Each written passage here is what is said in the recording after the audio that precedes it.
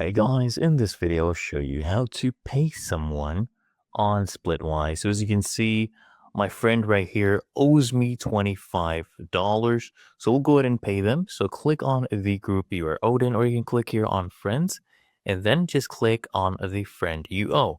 So we'll tap here, and then all you need to do to record this payment, you click on settle up and just record how much you've paid. So whether it's a partial amount or a full amount, if it's a partial one, let's say it's $20, you would change that to $20.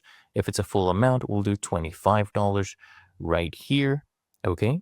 And then if you want to add a additional description, you can do that. Let's say you paid via Venmo or PayPal, and you can add the reference as well.